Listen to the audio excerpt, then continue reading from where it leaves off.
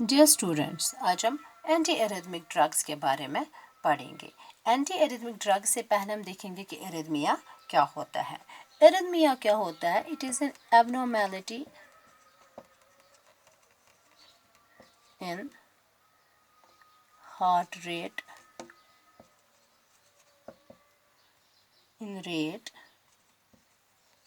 rhythm or site of origin of cardiac impulse or an abnormality in the impulse conduction.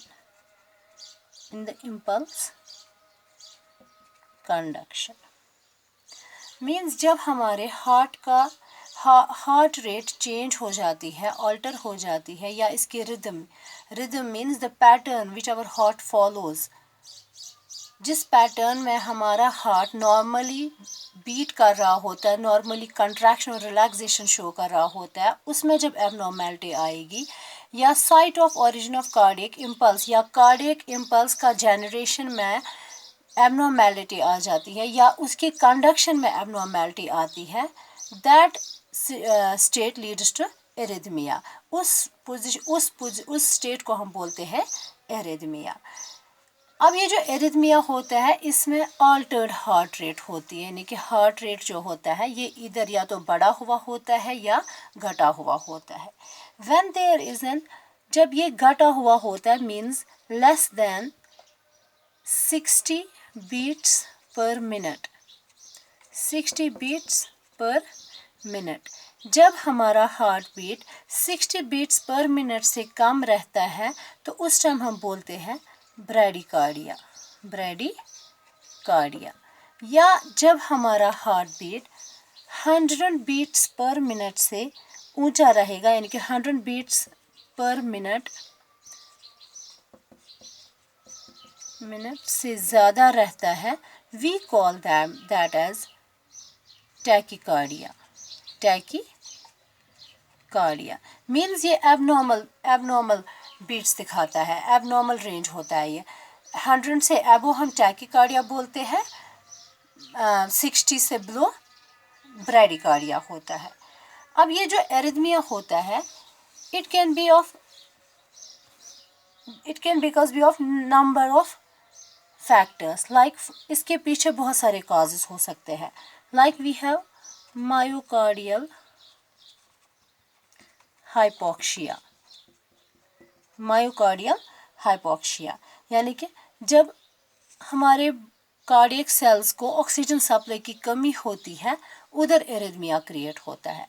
या दूसरी condition like we have ischaemia, इसमें क्या होता है कि there is a lack of blood supply. जब ischaemia होगा या ट्रॉमा की conditions, this can lead to arrhythmia. इसमें सिम्टम्स क्या आते हैं?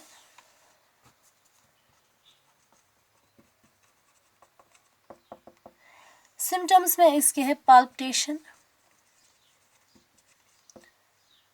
Fatigue, breathlessness,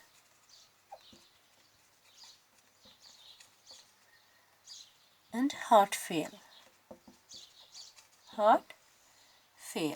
These are the symptoms of arrhythmia. अब जो ड्रग्स हम इस एरिथमिया को ठीक करने के लिए यूज करेंगे, we will call them as anti-arrhythmic drugs.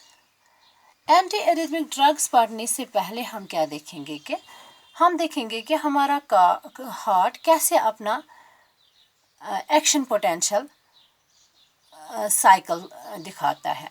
Cardiac cycle हम देखेंगे कि क्या है कार्डियक साइकिल। ये जो कार्डियक साइकिल, इसको हमने ग्राफिकली रिप्रेजेंट करते हैं, is known as action potential, cardiac action potential, cardiac action potential. ये एक्शन पोटेंशियल हम देखेंगे पहले क्या होता है। ये जो एक्शन पोटेंशियल होता है, it is the change in electrical potential. It is a change in electrical potential associated with passage of impulse.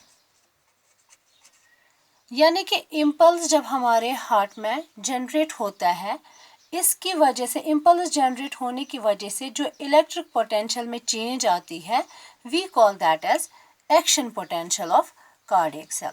हमने इसको ग्राफिकली रिप्रेजेंट किया है। हम पहले वो देखेंगे कि उसका क्या रिप्रेजेंटेशन है।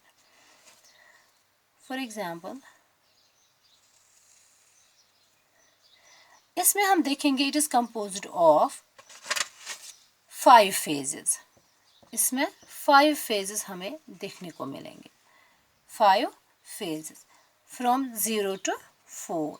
इसमें 5 फेजेस होते हैं जो कि रिप्रेजेंट होते हैं फ्रॉम 0 to 4 फेजेस।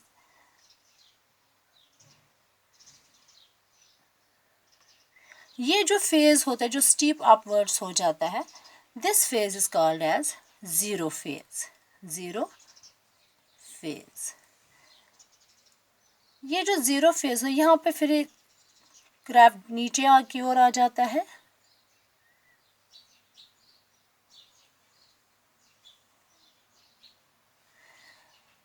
ये फेज यहाँ से लेके यहाँ तक, इसको हम बोलते हैं जीरो फेज। जीरो फेज जो होता है, हम देखेंगे कि इसमें क्या होता है। जीरो फेज, जीरो फेज को हम दूसरे लफ्जों में बोलते हैं depolarisation phase. Depolarisation, depolarisation phase. इसमें क्या होता है डीपोलराइजेशन फेज में, there is fast entry of sodium. There is fast entry of sodium charge, यानी कि सोडियम चार्जेस अंदर आ जाते हैं थ्रू सोडियम चैनल्स जो कि ओपन होते हैं because they are voltage gated. तो fast entry of sodium charge रहता है कार्डियक सेल में। कहाँ से आता है? From outside to inwards. इस फेज को आप बोलते हो डीपोलराइजेशन फेज। मींस यहाँ से लेके जो यहाँ तक कर्व है, इसको आप बोलते हो डीपोलराइजेशन फेज। ये -80 से लेके ऊपर 0 को क्रॉस ऑन करता है। मींस यहाँ पे पॉजिटिविटी ऑफ द सेल बढ़ जाती है क्योंकि सोडियम का अंदर आना होता है। सोडियम चार्जेस अंदर आ जाते हैं थ्रू सोडियम चैनल्स, तो सेल के अंदर पॉजिटिविटी क्रिएट होती है, पॉजिटिव चार्ज डेवलप होता है। फिर दूसरा फेज होता है जो कि जिसको हम दूसरा फेज, जो सेकंड फेज जो होता है, that is noted as phase 1। Phase 1 क्या होता है? इसको आप बोलते हो रैपिड रीपोलराइजेशन। Rapid repolarisation. ये जो रैपिड रीपोलराइजेशन फेज होता है, इसमें क्या होता है? There is an efflux of potassium, यानी कि सेल में से पोटेशियम बाहर निकल जाता है। ये जो फेज 1 जो होता है, there is an efflux of potassium, यानी कि पोटेशियम चार्जेस बाहर निकल जाते हैं सेल से। फिर आता है नेक्स्ट फेज जिसको आप बोलते हैं फेज 2। फेज 2 में क्या होता है? देयर इज फेज 2 जो होता है, उसमें क्या होता है? फेज सेकंड बोलो या फेज 2। फेज 2 जो होता है, इसमें क्या होता है? There is a slow entry of calcium charges, यानी कि फिर फेज 2 में कैल्शियम चार्जेस का आना होता है। कैल्शियम चार्जेस और ये जो प्लेटो फेज होता है, दिस इज द फेज 2। ये जो फेज 2 के बाद आता है नेक्स्ट फेज, जिसको आप बोलते हो फेज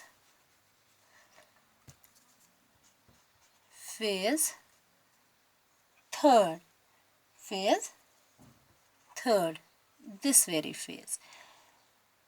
इसमें क्या होता है, इसमें कैल्शियम चैनल्स बंद हो जाती है और पोटेशियम मूव करता है।